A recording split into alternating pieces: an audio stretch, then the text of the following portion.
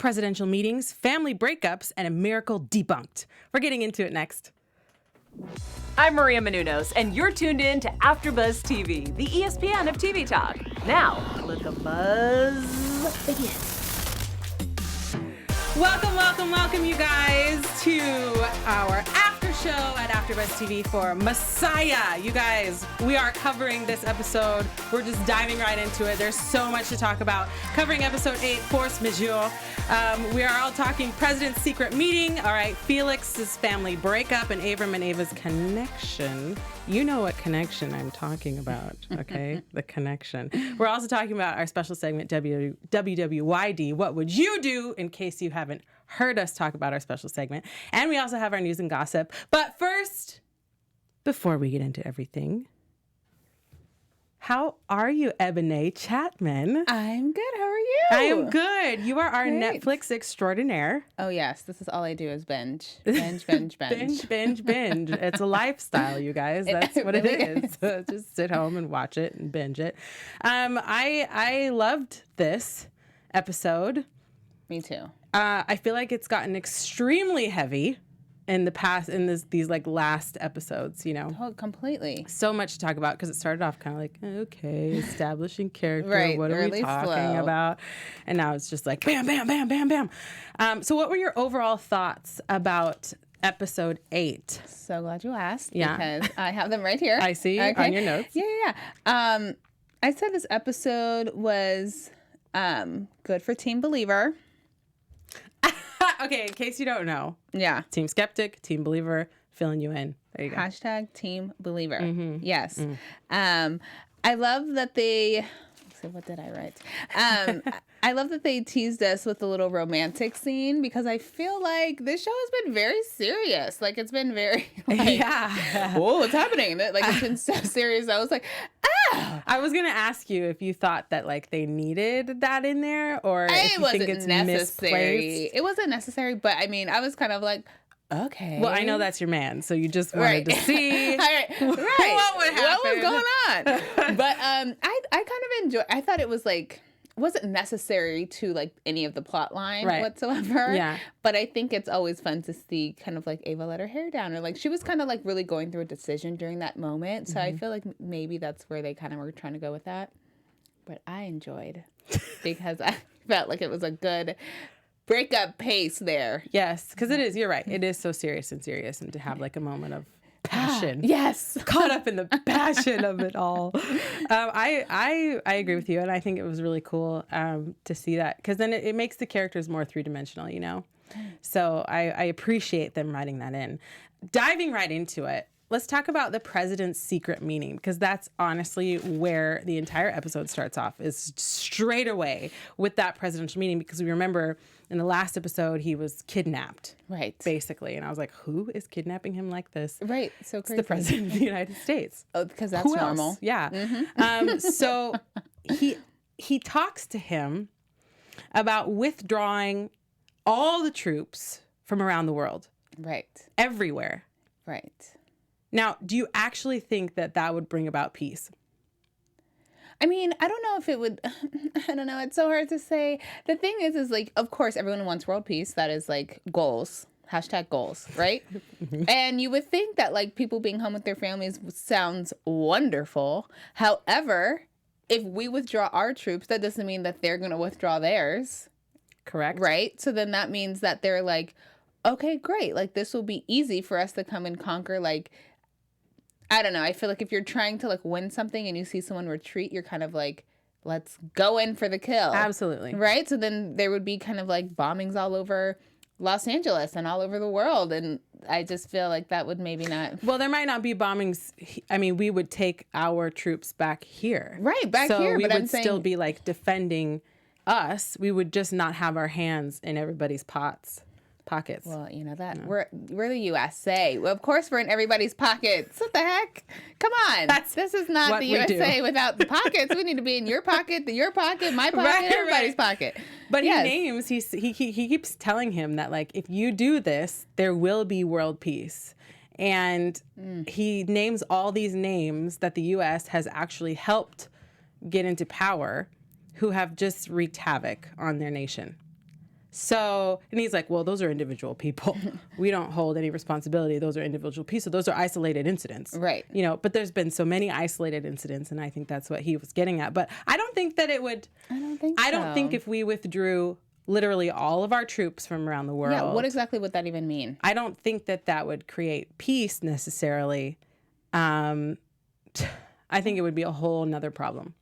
Personally. Yeah, but I'm like, what kind of, this is my thing. An idea is like, you withdraw the troops and then it's like war is over because you have no one to fight, right? But like, that's like, you know, but then we're going to have so many people to fight because not everybody is nice. To put it super elementary, like, there are mean people in the world.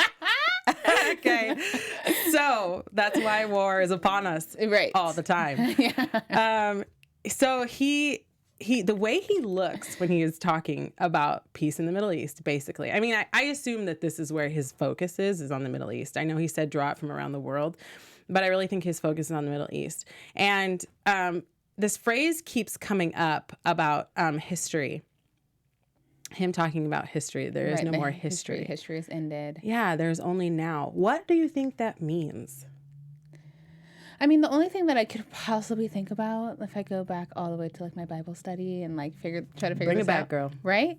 Is that if there's no more history, meaning like he is now resolved. You know how they say like history repeats itself, right? Mm-hmm. So then he's saying like, now that I'm here, you don't need, none of those problems will be a problem anymore. I am now here to save the nation and we are now starting anew. That makes sense. The only thing that I could think of. And so then when he's saying like withdraw the troops, he's like, now like we're starting anew. There will be no more war. There will be no more sorrow, no more pain. Right? Because that is like technically a thing in the Bible. Mm-hmm. And it says that, right? Like when Jesus comes back or the resurrection, whatever, second coming, that there will be no more sorrow, no more crying, no more pain. So that's where it's truth. Yeah. I agree with you because he says the world is about to begin again. Right. So he's literally trying to start over, it seems. Right. And that's in the book of Revelations, by the way, if you want to check that out. Oh yeah, absolutely. Okay? Yeah. So you're basically telling me that this is a point for believer. Yes. Because he made it all this way and he's looking for world peace, especially in the Middle East. Yeah, I mean, I feel like this episode was really strong for Team Believer. Ow. Okay, we're finally getting our points back. That's all I'm saying. I'll give you this one. We were losing. I will give you this one. We okay? were losing. His cause is his cause is for Team Believer. I'll give you that. Okay. He really appeals to the president because we find out the president is actually a Latter-day Saint. Yeah, super religious. Yeah, and he just called him on it. And it's interesting because they both agree that they're in the end times. Right. So like, this is it. This is towards the end. Not saying that the world is ending yet, just saying that they are in the end times, which I thought was really interesting because I wonder how many other people, even if he didn't come, I wonder how many other people think it's the end times. In Netflix reality, excuse me, in Messiah reality. Right. Not Netflix reality, you know. But it kind of, what kind of supports that it is the end times is because we see the dozens of fish washing up on the shore when Ava's dad was standing on the beach. Right, but wasn't that a dream? I don't think it was a dream. No? Why did you think it was a dream? I don't know, because then when you Now I'm like second guessing. Is it a dream? Because when he was talking to Ava and he was like, you know, I've been having these feelings and I'm feeling so like in touch with things. And now like, you know, I saw the fish and he like said it as if it was like he was dreaming. Am I missing something? It could be a dream. Honestly, no, you might be right. Am I missing something? When I first saw it, I didn't think he was dreaming. I just thought this is because there's weird things that are happening, you know, right. like there's like right the flood now going on. Yeah, there's the flood going on in Florida, and that's why Ava's dad is like, "What's going on here?" And then you know the fish are washing up on the shore, and so maybe it is a dream. I thought maybe it was like a real dream. I don't know. Thing. Let us know what you think. If it was a dream or if it was not a dream. We would like to know. We would like to know. In addition, we would also like to know your opinion on a host of other shows that we hear at AfterBuzz TV. Can you tell us more about that? Yes, of course. We have so many shows here at AfterBuzz TV. We follow dramas and binge shows and weekly shows. So it's very exciting. So you can always tune in on YouTube. We do a live stream for most of our shows, so it's very exciting. So thank you so much for making us the ESPN of TV Talk. You can find us on iTunes and on Spotify, which is my personal favorite. And you can listen while you're on the go, in the car. So make sure you tune in. Like, subscribe, and comment. Awesome. Thank you so much. So yeah, let us know. Let us know what you think. Dream, not dream. Believer, skeptic, hashtag everything. Just quick note. Wanted to say, okay, for Team Skeptic. Okay, go ahead. State your point. Chaim was admitted into a psych ward. Okay. And his final paper was missing from the college. Yeah, I do have to give you that. Yeah, I just have to put that out there because... But maybe if he was, I'm sure, I don't know. Yeah, you don't know, you got nothing. I was going to say, if Jesus actually did come down and went to school, do you think his paper would just be chilling in the library somewhere? Yeah, because nobody would know he was Jesus yet, or would they? I don't know. If he was Jesus, then why would he go to school? I don't know, guys. I mean, Jesus went to school already. He was a carpenter, right? That's what I'm saying. He had a trade. Would he have to come back and get another trade if he came back? I don't know. We're getting too deep. Okay, I know, it's too much. Overanalyzing. But it's also, he was let go from jail. He didn't disappear from jail. Right. So, because he's a good talker. Because he's a good, he's a con man, you guys. But that is not a miracle. That is removed from his miracle list of miracles. Did I miss that one? I don't know. Okay, but if we did, then we're crossing it off. Crossed off. Fine, okay? Cross it off. The jail guard came and said, nah, I didn't do it. I also want to talk about Felix because he is just a mess. Felix is a mess. And I think that this impromptu press release that went on, I think it was my favorite because I love Miriam, who's played by Jane Addams, who does an awesome job at being so aloof and just matter of fact. But she asks Al-Mesih point blank questions like, are you the Messiah? And he doesn't answer. He gives her really weird answers. Super weird. He doesn't answer any of them. Yeah, he's all over the place. Not even all over the place, but just not even answering the question. Right. Just definitely avoiding it. Yeah, he's totally avoiding it. No response. But people still are super charmed by him, Because he's saying things that are soothing. I don't know. He makes you feel yeah, you're right. God does have a plan for me. Yeah. It's all positive. Yeah, it's super energy. Positive. Isn't that the reason why people go to church, right? You go to church now, for fellowship. You go to church for a sense of hope, a sense of to start your week off good. To there's all these different theories that go on within a church, right? So, believe what you want about that, but yeah, it's true. No, you have a really right. So I feel that's kind of the same thing he's doing. He's giving people hope, giving people an idea, something to believe in. Except for Felix. Now, because Felix feels like he's left out, he's not part of the situation, right hand man anymore. Right. Which I think it's because Felix has gotten so used to this, life that he's, turned into this, I don't know, really egomaniac, egocentric maniac. Maybe maniac is too far. He is definitely interesting. When I was watching it and Rebecca finally told him about. Yeah. Yes. The abortion. And he kind of was oh my gosh, I can't believe you didn't tell me. And then her mom, Anna, comes and kind of comes to her defense and is I didn't want her to be a teenage girl at 15, pregnant and stuck in Dilley, Texas. That wasn't, if we would have told you, you would have said no. And he's of course I would have said no. Yeah, but his reaction when he said, how am I going to stand next to him now? Right. I was what? It's a little blemish on your... You don't have a host of other things that you've done in your life. Right. That you haven't even confronted, and you stand next to him. Right, exactly. I was the worst. That was the worst reaction. And on top of that, God is supposed to be all loving, all knowing, all everything. There is a thing called forgiveness. Yeah. Okay. Absolutely. He was just on another level. He was too much, but he's hyped up on his own juice, It sucks. It sucks because now I feel there's this tug of war between Felix and his daughter because his daughter's he didn't come for you, Dad. He came for me. Right. First of all, weird. I think it's weird. Well, why? What is exactly so special why? about Rebecca? She's special, but why? Why? Why? Yeah, exactly. But Felix feels the same way. So He does. Yeah. So now with this, like, oh, I had an abortion and I didn't tell you, and your wife kept it from you, he feels alienated. And on top of that, he's like, by the way, he didn't come for you, it came to me. Right. Extra whammy. Yeah. So I feel like there's this weird, this weird tug of war because they both think that they're, specifically chosen by Al-Mesih. And like, what's the purpose? What's the purpose of that?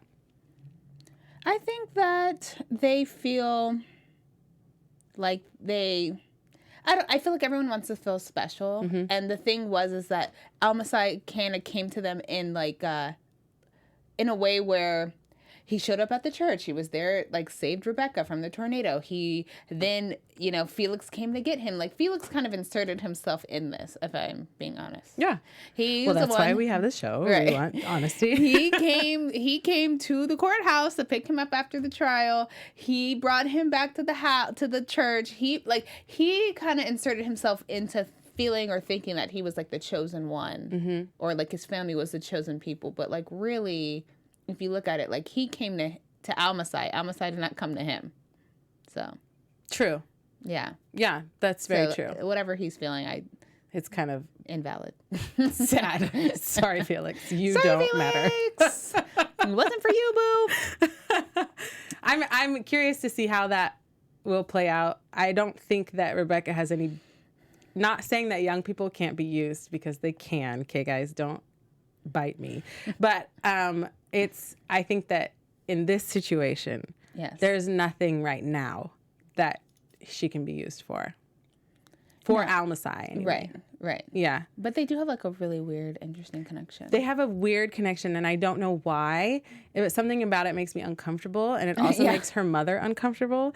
Because after you hear, how old is she, like 14, 15? Okay, so she's 15 years old, and you have a 15-year-old daughter come to you and say, this 30-something-year-old man came for me. Right. And she already doesn't believe that he's the Messiah. At all. So she goes to him, and she's like, what do you want with my daughter?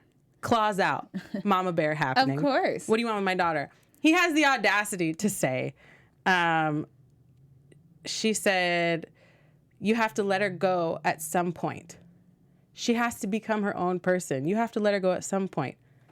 No, duh. Isn't that every parent's like worst fear and ordeal, because they know that's inevitable? Like, that's gonna happen. Like, why are you gonna say that to a mom? I thought it was stupid. I was like irritated.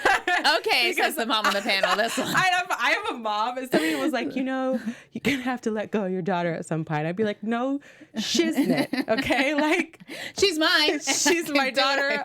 I carried her. I birthed her into the world. I realize I have to set her up for success in this failed humanity, okay? Like, I understand that I have to make sure that she can function as a good person without me. Right. That's my whole job as a mother. Right? So don't sit here and tell me that I have to do that. What do you think I'm doing?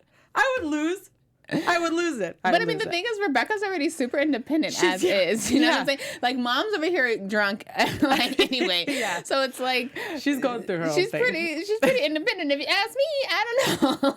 Yeah, she's really independent. But I mean, at the end of the day, like, a mom, you can't fault a mom for wanting to protect her daughter. Oh, heck no. No. Heck no matter how old she is, she could be 35. Yeah. Her mom will still be like, what are you doing with my daughter? What are you doing? Who is this man? You have to let her go at some point. No, I don't. Yeah, no, I don't. She's my daughter. Yeah. I want to talk about Abram and Eva's connection. Oh my goodness. Which we kind of already touched on at the beginning. But we find out that Abram's ex-wife is seeing somebody else. I'm assuming that's this Edu character. No, she just... Who's Edu? That's when he talks on the phone to his daughter. And his daughter's like, oh, Edu showed me how to do this. Oh, right. Okay. I'm assuming that's the new boyfriend. The new boyfriend. Okay. Which he's like, crap. And the shin bet is looking for him because he's like gone AWOL and disappeared. Why didn't he promise his daughter that he would see her again? Because I don't feel like he knew. Like, he still is picking his career over everything. I mean, he doesn't even have a career anymore. But I think he's trying to get it back. His vendetta, you mean? Like, to get... I mean, yeah. Al-Mesih? But I just think that he has... We already know that there's a Megiddo situation that he needs to resolve. Yeah. Right? There's something underlying within him that, like, needs fixing. Mm-hmm. And I think he's trying to redeem himself in however way he feels like he could do so. So I feel like either catching this guy or like Al-Mesih or Payam. Gulsheri. Right. Catching him or working with Eva to help him. Like whatever this scenario is, it means so much to him. So I feel like that's probably why he was like, I don't know what's going to happen. So like, I'm not going to. He did. Yeah. That was heartbreaking. That was. When he was I was like, crying. Yeah, me too. She's He's so not going to cute. see her. I know.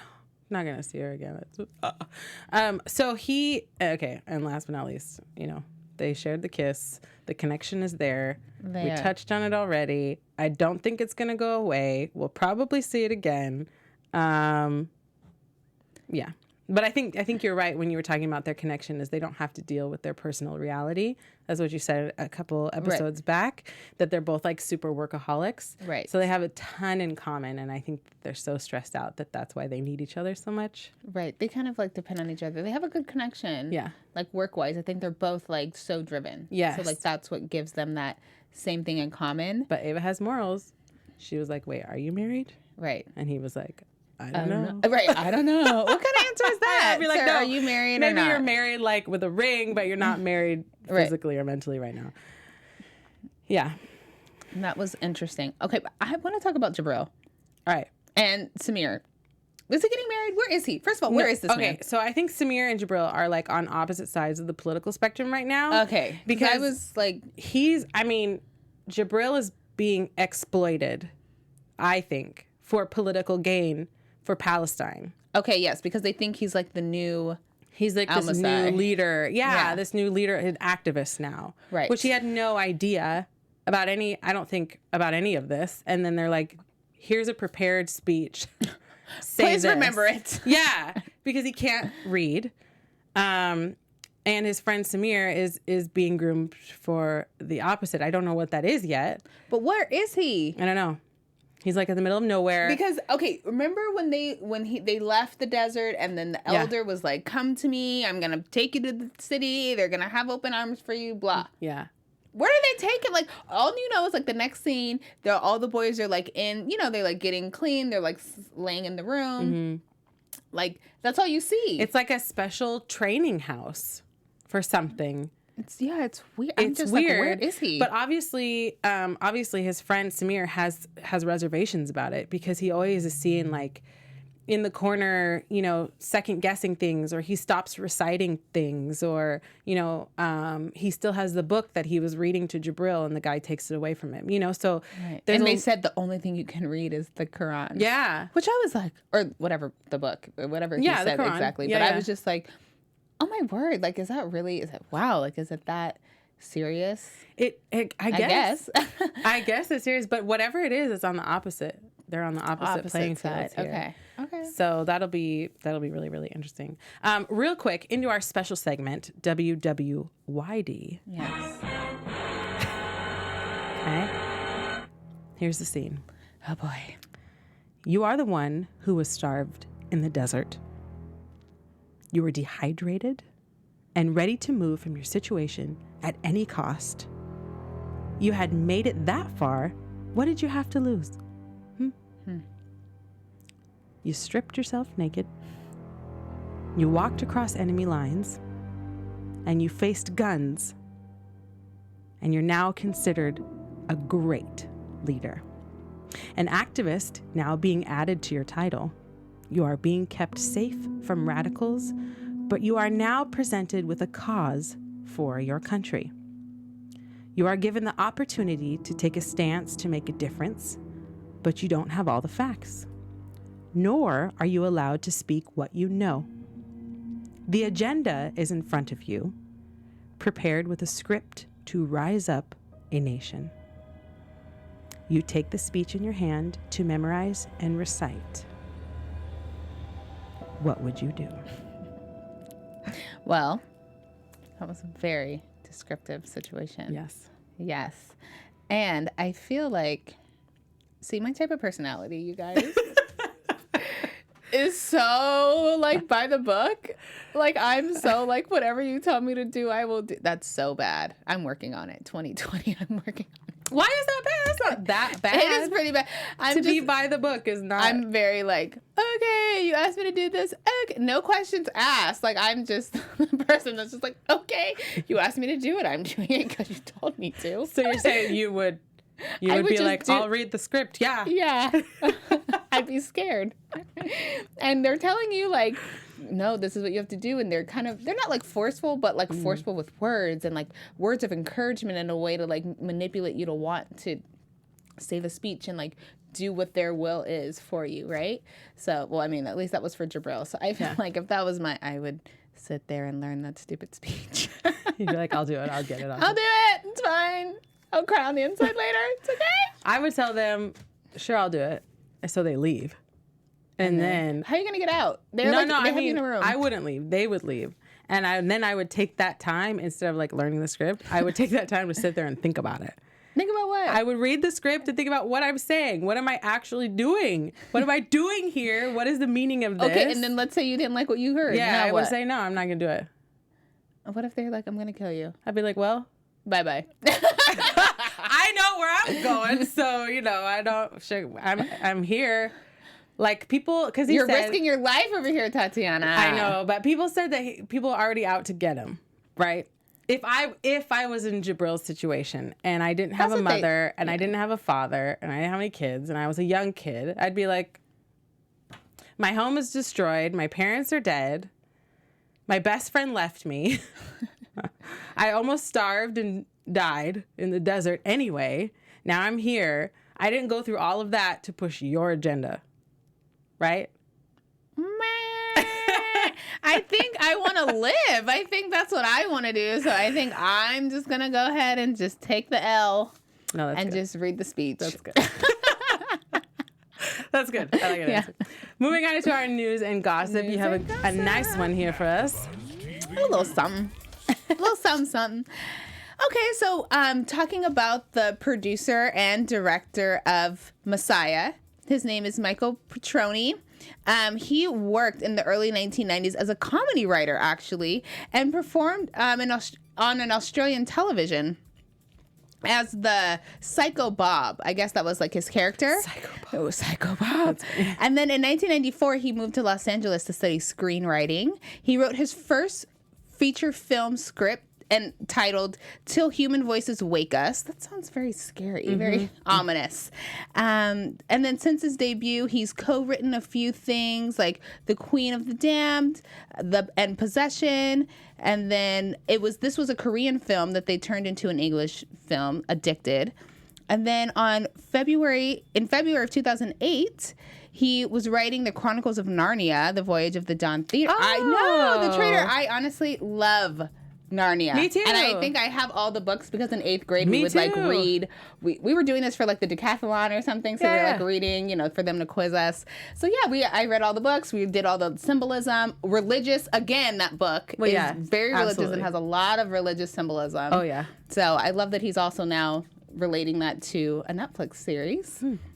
And then in November 2017, it was announced that he was going to be the executive producer and creator of Messiah on Netflix. And then it premiered on the January 1st. That's very cool. Yes. Well done, Michael Petroni. I know. We like you already. We've been liking you. We've been even know it. Yeah, we've been liking you. Yeah. So I stand corrected. Yeah. Awesome. Well, that wraps up our time here for episode 8. We had so much fun talking about all things Messiah. Before we leave you guys, can you tell us where we can find you, Ebone? Yes, you can find me on Instagram and on Twitter at Ebone Chatman 12. Awesome. And my name is Tatiana Mariesa at Tatiana Mariesa on all social media platforms. So look for me everywhere. Okay, guys. Thank you so much for joining us. We'll talk to you later. Our founder, Kevin Undergaro, and me, Maria Menounos, would like to thank you for tuning in to AfterBuzz TV. Remember, we're not just the first, we're the biggest in the world, and we're the only destination for all your favorite TV shows. Whatever you crave, we've got it. So go to AfterBuzzTV.com and check out our lineup. Buzz you later. The views expressed herein are those of the hosts only and do not necessarily reflect the views of AfterBuzz TV or its owners or principals.